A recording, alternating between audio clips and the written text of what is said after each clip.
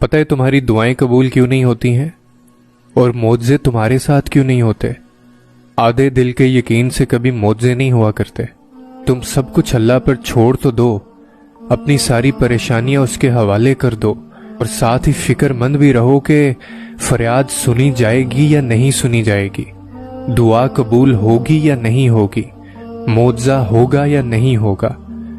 اللہ پر یقین کرنے کی نہ کوئی شرط نہیں ہوتی کہ اس پر کامل یقین کیا جائے، سارا معاملہ اس کے سپرد کر دیا جائے تو پھر سوال نہیں اٹھایا جاتا۔ تمہارا دل وسوسوں کے درمیان الجھنا نہیں چاہیے، دھتکار جانے کا خیال تمہارے دل میں نہیں آنا چاہیے۔ تمہارے دل کی ضد ہونی چاہیے کہ میں نے جہاں ہاتھ پھیلائے ہیں اس رب کی شان کے خلاف ہے اگر میں سوال کروں، اور مجھے یقین ہے کہ وہ مجھے خالی ہاتھ نہیں لوٹائے گا۔ اور تم یہ کیسے بھول جاتے ہو کہ تمہارے رب نے دن اور رات کی قسم کھا کر فرمایا ہے، نہ تمہارے رب نے تمہیں تنہا چھوڑا اور نہ تم سے ناراض ہوا ہے، اور ان قریب تمہیں اتنا عطا کرے گا کہ تم خوش ہو جاؤ گے۔ تاخیر کا مطلب یہ نہیں ہوتا کہ تمہاری دعائیں ضائع ہو گئی ہیں یا تم مانگ نہیں سکتے، وہ تمہیں نہیں ملے گا۔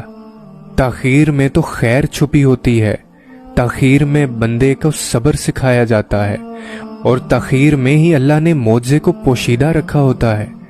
اور جب یہ تاخیر ختم ہوتی ہے نا تو دل کے رازوں کی کتاب وہاں سے کھلتی ہے جہاں زبان سے کہنے کی ضرورت نہیں پڑتی، جہاں پہلے ہی دل کے سارے حال اس کے سامنے رکھ دیے جاتے ہیں۔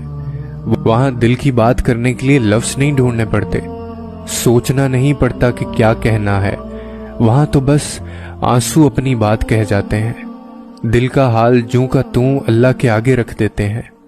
وہاں تو گناہ گاروں کو بھی بڑی محبت سے سنا جاتا ہے۔ وہ واحد جگہ ہے جہاں تم لاکھ بے وفاؤں کے بعد بھی چلے جاؤ تو تمہیں دھتکارا نہیں جاتا۔ وہاں بے وفاؤں کا صلہ پیار کر کے اور معاف کر کے دیا جاتا ہے۔ تو آئندہ یہ مت کہنا کہ میری دعا قبول ہوگی یا نہیں ہوگی، تمہاری دعا ضرور قبول ہوگی، کیونکہ تاخیر میں بہت راز چھپے ہوتے ہیں، تاخیر میں تمہیں صبر سکھایا جاتا ہے۔